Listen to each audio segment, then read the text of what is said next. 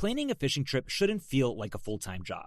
With FishingBooker.com, you can find and book the perfect fishing trip within minutes. FishingBooker.com connects you with trusted fishing captains around the world. Booking is fast, easy, and secure, with access to verified customer reviews, loyalty rewards, and around-the-clock customer support. Everything you need to book with confidence is in one place.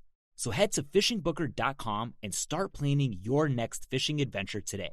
Adobe Firefly is the all-in-one creative studio with AI-powered image and video editing for today's creative process. Built for creators of every kind, Firefly helps you generate, edit, and experiment fast. Because the asks aren't getting smaller, the budgets aren't getting bigger, and the timelines, oh yeah, still tight. With all the best creative AI models in one place, Firefly brings your ideas to life. Unlock a better way to make with Adobe Firefly.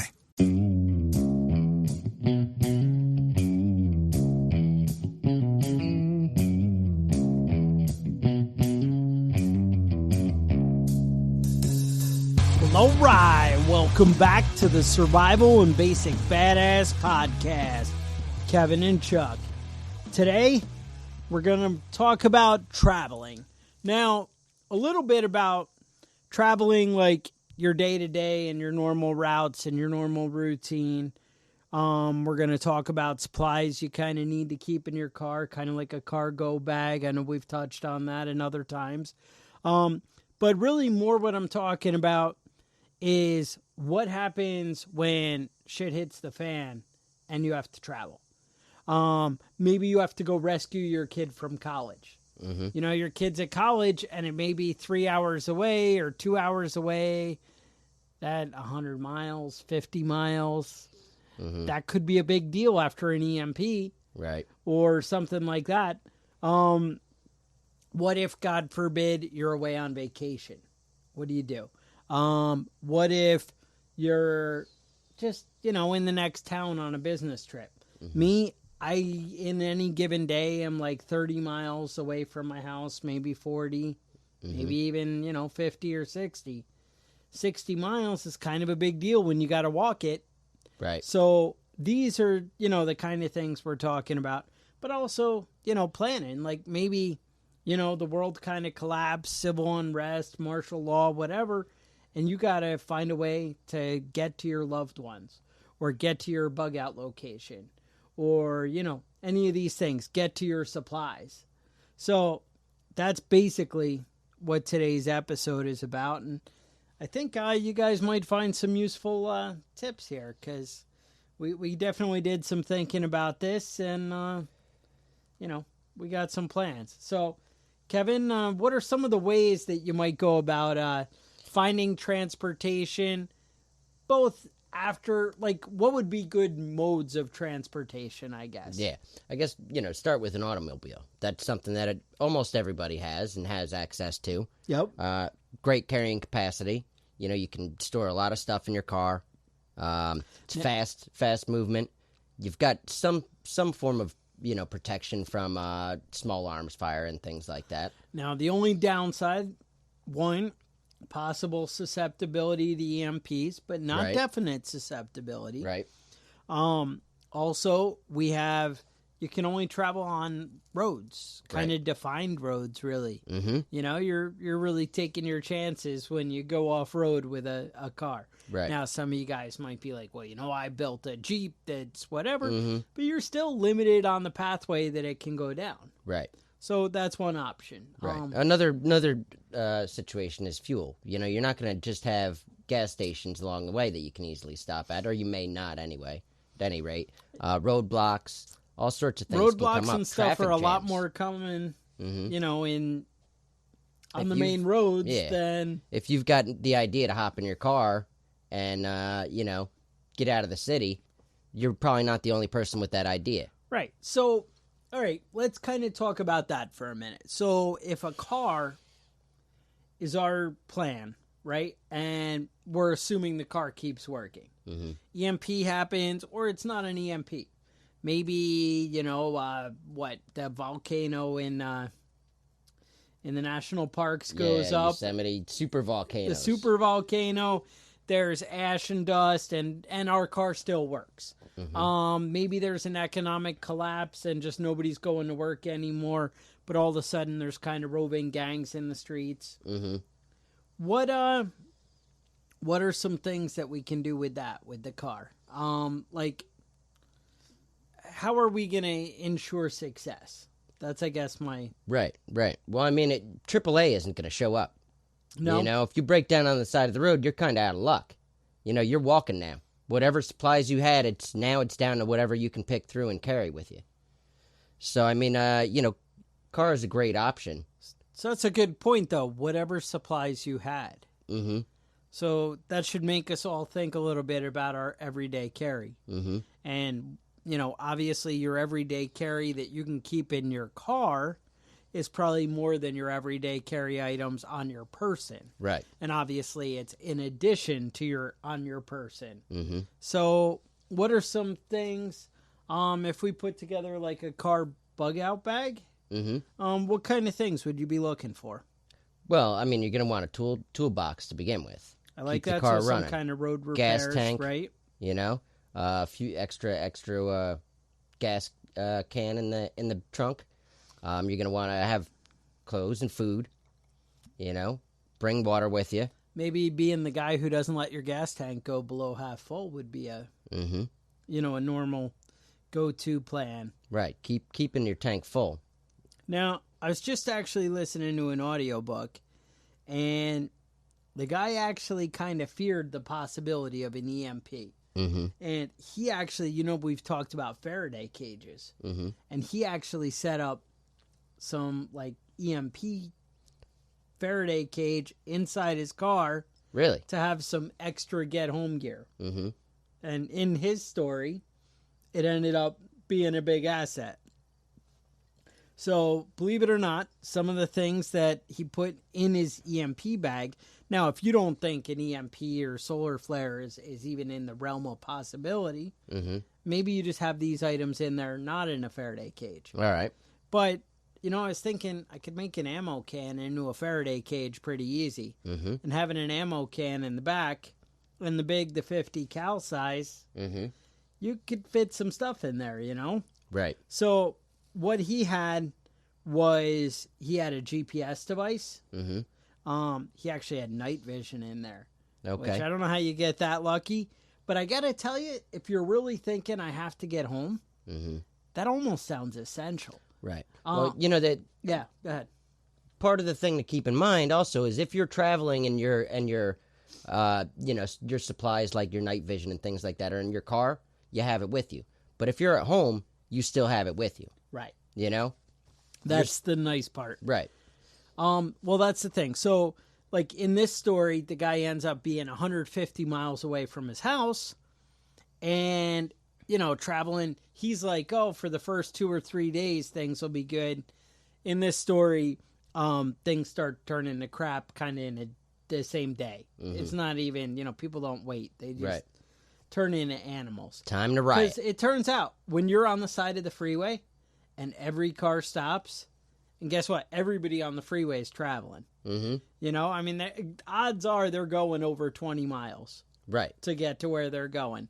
So you got all these people walking who probably don't have comfortable walking shoes, who most likely don't have any water, right? Don't have any food. And you walk 20 miles, people are like, oh, I need water. I can't. I'm going to die. And, you know, and it just turns bad. Depending on the heat, that's the truth. And so that kind of thing can really be an issue. So this is back, you know, circling back to the night vision.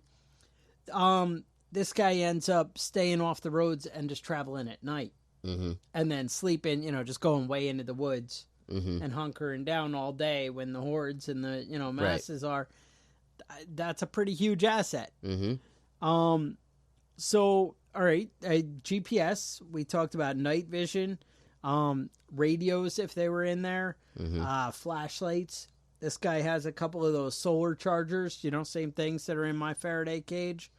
Had extra batteries for the night vision. Had, I think he had his scope in there, you know, like a mil-dot scope. Right. Kind of thing. I know I keep mine in the Faraday cage. They might make it without being in a Faraday cage, but they might not. I mean, I really don't know. You know, is there a little circuit board that does it, or is it just a red light? I don't know. You know, whatever. But I know that if it's in my Faraday cage, it's probably going to be okay. Then, you know, the other normal stuff, like you guys know I've talked to you about having some kind of IFAC, which is, you know, the individual first aid kit, the trauma bag, stuff like that. Sunglasses and sunblock. Imagine if you're walking home 50 miles and it takes you 3 days of walking in the sun. You know, I mean, maybe it takes you one day and everything goes great. But a lot of times things don't just go great. Right. You know, I mean, you don't think an EMP's going to happen. And, you know, so other things might happen too, right? There could be some other bad shit. Normal go-to in my truck, you know, Leatherman, Gorilla Tape. This guy has tarp, has a sleeping bag. My wife has a sleeping bag in her car. She's always worried. I mean, you know, car breaks down in the winter. Yeah. And it also pays off when you got to get home and you're, you know, traveling. Another thing that was kind of cool was, you know, like I said, the sunblock, that kind of shit. Even like a ball cap, kind of having, it helps. Sunglasses. But at a good knife, in addition to your Leatherman. I can't say enough. I mean, you should have your everyday carry gun in there. I mean, this guy ended up with, he had it was pretty awesome. He had the Kel-Tec Sub 2K, I think it's called. What's the name of the book? The book was, you threw me off here with your question. It's called The Journey Home by Jeff Moats. All right. And I got to tell you, I was pretty impressed. Just he seemed like he covered a lot. You know, I would add like snare wire, fishing kit. He talks about those like N95 gas masks. Now these are like the slightly above the little white one that you get for free at the doctor's office. We talked about getting those, but you know, these are like slightly above, but they're like a 3-pack for $10, and it has like a little charcoal filter in there, and it slightly above, whatever. They were a 3-pack on Amazon when I looked. Big thing, water purification tablets, as well as some water. Right. The idea with the water is it's going to give you containers too, once you kind of burn through those. I know my wife has a 72-hour food kit in her car. Okay. As well as I do with also, so I just have the, like, my Patriot Supply. They have a nice little bag of 72 hours. And this guy's got like MREs. I mean, I can't believe how much, you know, this guy's carrying. It's ridiculous. 90% of his car storage space, you know, was my for whole prepping bug stuff. out bag is in his car, you know. He's got, what else? Toothpaste, toiletries. I mean, who brushes their teeth anymore? I don't know. I mean, that's overrated. I don't know what he's talking about. One of the things with women comes up in the story is having a sports bra. I guess, you know, walking and hiking and running and whatever, it might be a little different. You guys know if that's important to you or not. I don't know. Hasn't been an issue for me. Right. I'm still below an A cup. You're below an A cup. You're good. Yeah. You know, I'm dancing on glass there, but you know, whatever. Also, shoes. Right. Having shoes in your car, because how often, you know, I mean, some of you guys are rocking a suit every day, or something like that, or women with high heels, or even just your work shoes. Or we can all imagine shoes that we wear. 10 miles. Right. We can all imagine shoes that we wear on occasion that are not good for a 10-mile walk. So that might be something, you know, to seriously consider. So that, you know, whatever. I mean, I don't want to bore you with stuff we've talked about, bags and things like that. But a lot of these, and I know I carry a headlight. It's another one that, you know, kind of got me excited because I got to tell you, the headlight pays off huge. Right. But night vision, they made a convincing argument, is what I would tell you. But yeah, I was going to tell you the guy's gun. He had a Kel-Tec Sub 2K. Now, I don't know this gun, and he actually had it with a suppressor on it, which is nice. It's a 9mm, which, you know, I mean, if you have you can get a suppressor. I mean, I would. I don't know. I actually just saw something on the internet. SIG has a integrated suppressor, and actually just kind of part of the gun. and it's Right, just part of the right barrel. in there. And that got approved, so I don't know what's going to come of that. In New York, it's not really an option for us. But anyway, so that was kind of cool. But moving on from these things, so car, anything else I want to know? I mean, we did actually a whole episode on roadblocks and checkpoints. Another thing, no matter what you're traveling in, like IEDs are a possibility in the future. Right. And, roadblocks, these are things you need to be aware of when you're traveling. You got to look for the choke points when, you're coming around a dangerous turn. And that's the nice thing about traveling at night. And a lot of the time you see, you hear stories about, somebody injured or feigning injury on the side of the road. All the time. Best bet is to drive past and double back. If that's a situation you're just dealing shoot with. them. Yeah. I mean, finish them off. Finish them off. Yeah, all the time. Lady laying in the road. Oh, my goodness. Oh, help me. And then the guy's hiding behind the car with a big stick. So, all right. Let's go to motorcycles. I like motorcycles. Motorcycles, fast. Big thing, too, with a dirt bike and a four-wheeler. Either of these. Yeah, you're not committed to the road. You can go anywhere. A four-wheeler, you can have all kinds of racks and accessories. But two, if you plan your vehicle outright, a lot of these are almost guaranteed EMP-proof. You can definitely find four-wheelers that are just kickstart and no electronic and no fuel injection, Right. whatever. You got to plan it out a little bit. And some of those, maybe you buy some extra parts, some extra ignition parts that you throw in a Faraday cage. That's your call. Right.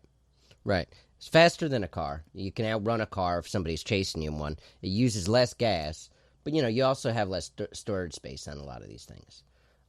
Dirt bikes, four-wheelers, you can get a good solid bug-out bag on there. You can carry a good-sized backpack on a motorcycle or a dirt bike. Yeah. But you're limited. You're not carrying, 10 days worth of food with you in a motorcycle, Let's not forget there's still animals. Horses, camels, ride a donkey, A decent bicycle. dog sled, bicycles, boats. Dog sled. And then there's always walking, Last There's resort. walking. Last resort. It's not a bad thing to be good at, though. Now, that's a cool thing, too, though. If you plan ahead and maybe have that GPS in your Faraday cage, that might be something cool. Now, some of you might be like, well, after an EMP, your GPS might not work. But it probably will. It probably to be honest. will. The satellites are up there. Yeah, they're going to be there. They're going to be above it. So maybe there's some infrastructure that may affect things that, I don't foresee. But I got to tell you, the military is going to want to keep that world happening. Right. There's a good chance that's going to still be going. And if you can cut through the woods and go off the, off road, and go straight there, that's going to make a big difference in your travel plans. All right. Do you want to do some travel tips? Tell me about travel for end of the world travel tips.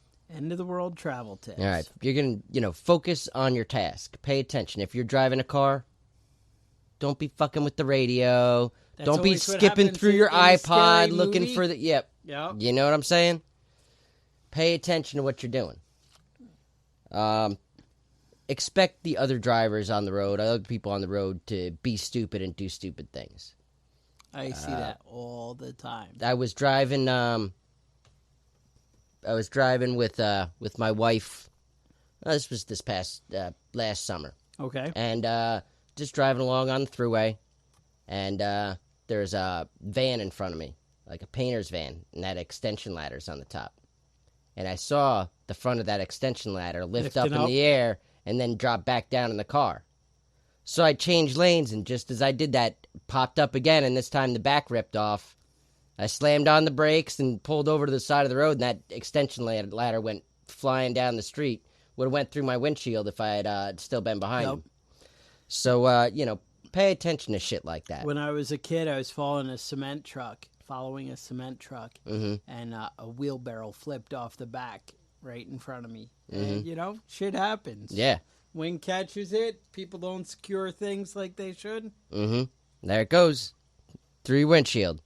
You know, before you go throwing stones at the guy who doesn't secure the wheelbarrow, just don't forget about that time you left your phone on the top of your car and then drove down the throughway. Yep. So, you know, we all do stupid shit sometimes. Yep. So be ready for it. I've done that sort of thing myself. Where the heck did I leave my coffee as it's dripping down the back window? Why is the back of my car all brown? All right. A lot of people in these sort of situations, you know, you're eager to get someplace. You're eager to get where you're going, get off the road. Don't drive faster than you have to. You know, there's a time to drive fast, but just take it easy. You know, there's posted speed limits because that's a safe speed to go. If there are no other cars on the road, you can pick it up a little bit, but you don't have to do 90 the whole way. No. You know, you're gonna put yourself in danger of making a stupid mistake yourself and causing your own downfall instead of having to worry about other people. Yeah. Wear your seatbelt. Been in 5 car accidents now. Why are you in 5 car accidents? Not all. I wasn't driving on all of them, but I do drive like a bit of an asshole. So none of them were one of them was my fault. That's all I'll say on that. That's what you're going to tell people is one? One. All right. Look as far ahead of your vehicle as possible. You know, watch down the road. What's coming up? You might be able to see that roadblock or that traffic jam, you know, 3 miles ahead of you and get out of it, be able to avoid it. And then, you know, if you don't know how to drive in the rain, there's a trick to it. There's a trick to it. Oh. Just go a little bit slower. You know, learn how That's the trick? Yeah, learn how to get out of a skid. When you start hydroplaning, you need to turn into the skid if it's at all possible. Get the wheels and the back tires lined up, and that'll bring you back into control of your vehicle, and then you can straighten yourself out. Nice. That's all I got for the general tips.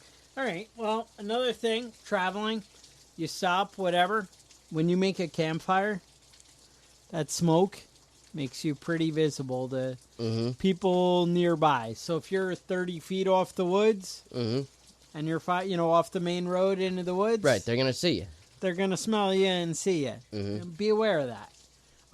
You know, they talk about the Dakota fire hole. Different things, something you might want to check out on YouTube. Learn how to be a little more discreet like that. Also, you know, maybe apocalypse, end of the world, martial law, confiscating firearms. If you're going to be out traveling, don't give up your firearms. Right. You're signing your death warrant. You really are. Yeah, unless you're a professional MMA fighter. If you're giving up guns, you're gonna, you know, the women are gonna be raped. Nobody wants to hear it, and the men are gonna. You're gonna get raped, death and killed. You don't want to. You don't. Guys are gonna be raped. You don't want to find out from Bubba that fist can be a verb. You don't want to know these things. No. That sounds horrible. But that's the thing. I mean, don't give up your weapons, and don't leave home without your weapons. Right. This is the reason you need to carry a gun. You never know.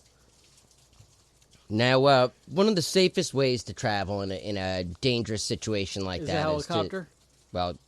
Helicopter first. Okay. But what I was going to say is convoy.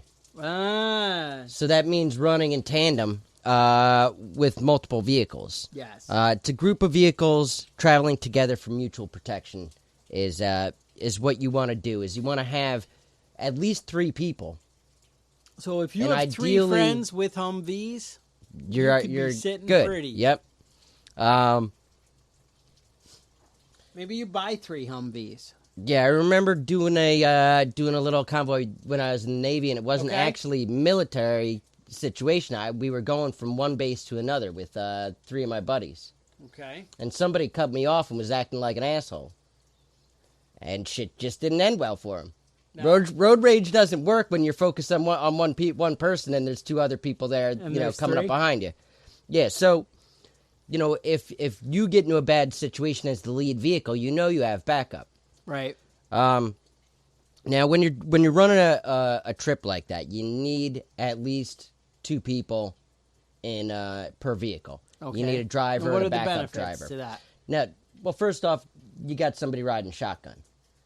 Now, keep in mind, when you're in the passenger Now, seat... that's a literal shotgun? There you go. All right. When you're in the passenger seat and you're right-handed, it is not easy to fire out of the window.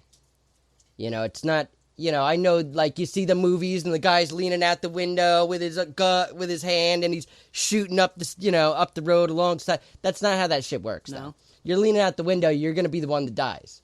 Oh. That's just stupid. No. But, I mean, it looks cool in an action movie. I want to look Right. cool, you know? Now, you also need to drill before you go out on disembarking your vehicle, getting out.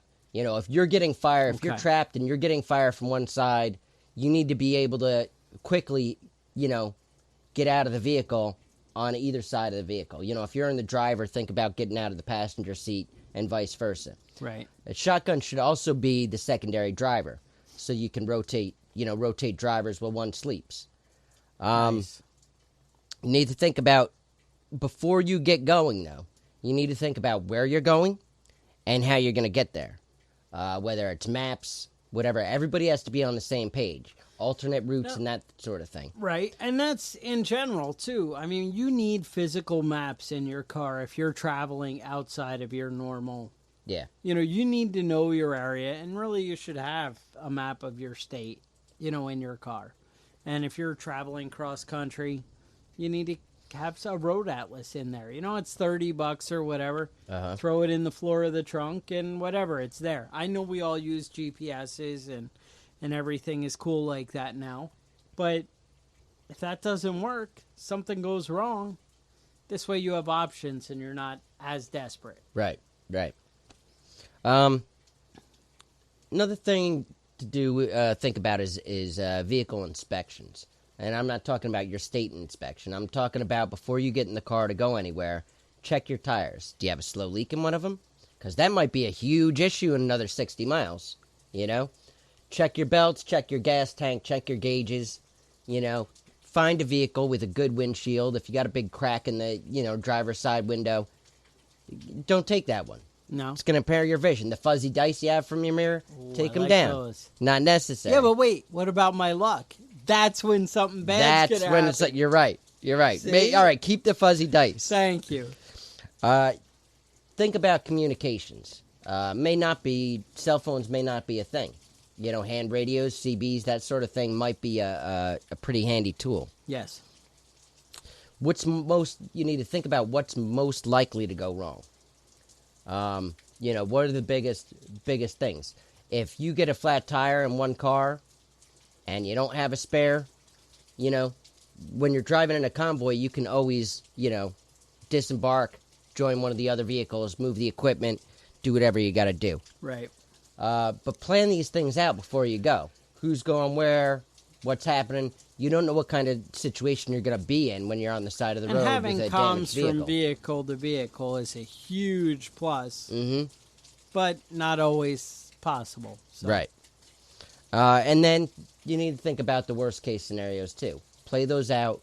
What are your options in dealing with those situations? Yeah. The big idea with this sort of thing is before you get in your vehicle to go anywhere, go over every detail you can think of. Think about your alternate, your different options. Think about what you're going to do in specific situations. Obviously, no plan survives first contact with the enemy, as they say, right? Yeah. But if you have an idea of what the other person is going to do in the other vehicle, then you've got a good idea how you're going to be able to react, right? Yes. All right. So that's what I got on convoys. All right. Another thing, the sooner you can leave after something bad happens, I think your odds are a lot better. A lot of people talk about going to their bug out location or, I'm going to go up to my camp and then everything's going to be great. Well, the problem is that 90% of the time, people wait too long. Right. Be willing to risk the day at work of, I'm not going to wait until the bank's open tomorrow and just in case. Mm-hmm. If things look like, if your gut and your intuition tells you it's time to go, it's time to go. Don't wait. Yeah. Oh no, I wasted an entire sick day or vacation day from work. I mean, what's the worst situation We went to if you? our vacation cabin, Yeah. and I took know, a 3-day weekend when damn it. I should have taken 2. yeah, I mean, just Turns out everything was fine. You don't have to wait. sometimes waiting too long is going to really be the issue. Another thing you got to realize that kind of emphasizes the urgency. Realize that in today's world, we got groups like Antifa, Black Lives Matter, different things that are actually like organizing and kind of doing like militant drills together. Right. Some people, believe that they're funded and they're getting weapons and different things. These are people that might be able to organize and take action quickly after things start going bad. Right. So, They may not be the groups that you want running things. So you want to be, prepared for that. So urgency is definitely a thing. And honestly, even gangs and, people getting organized and getting together, hopefully they always say like you got like 3 days before things get bad. The normalcy bias kind of holds true. More and more, I'm less confident that you're going to have 3 days. 3 days seems like a long time as soon as people realize, hey, I'm not going to get any more food. Normal, decent people who aren't prepared might sit in their house and wait for, the president, FEMA, they're going to do something for me. But if you're in Puerto Rico, that might not be the situation. We see it. You see it time and time again. When there's an emergency, the government is not there to help within the first day, not the only second are they day, not the third there, day. I think a lot of people are realizing a lot faster.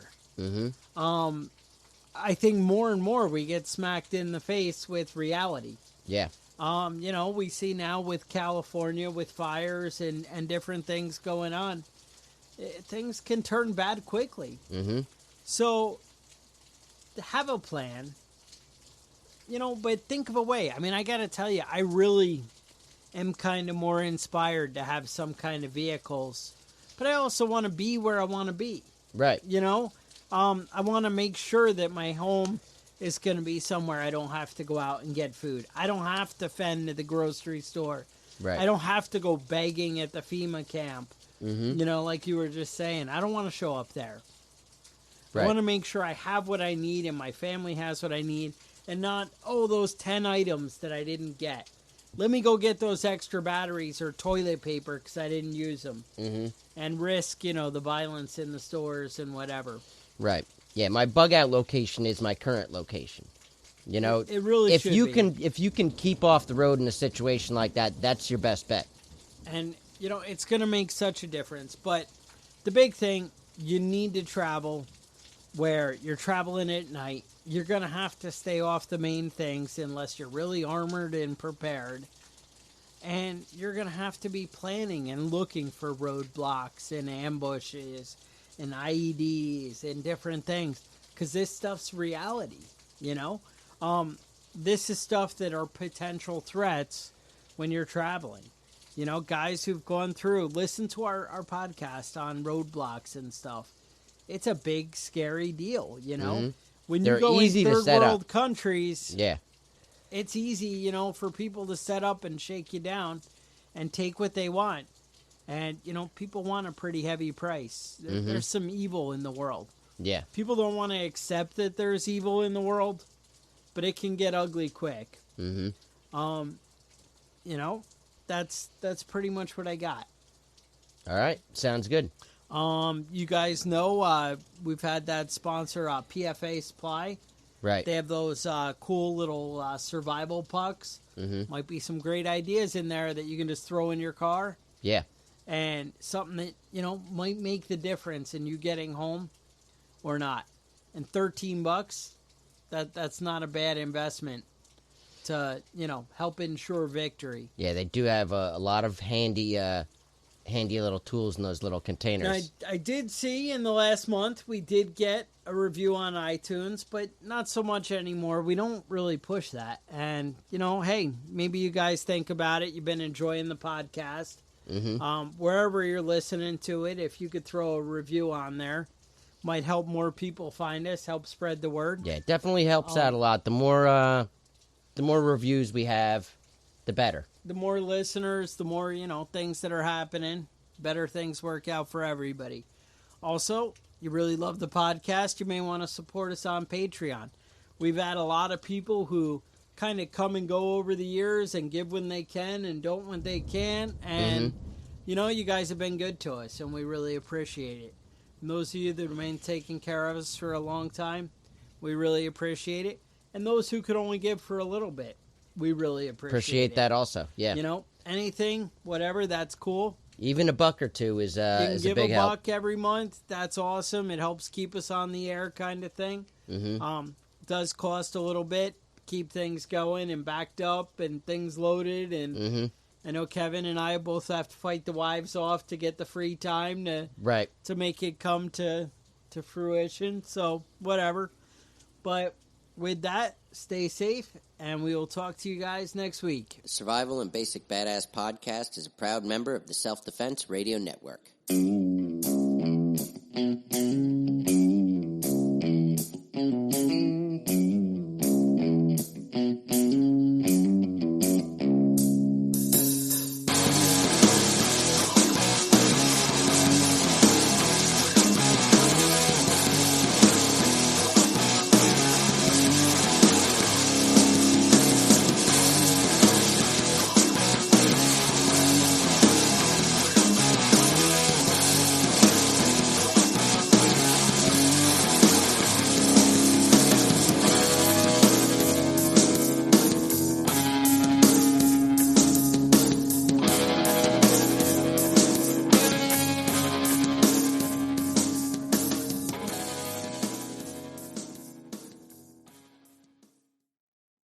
Planning a fishing trip shouldn't feel like a full-time job.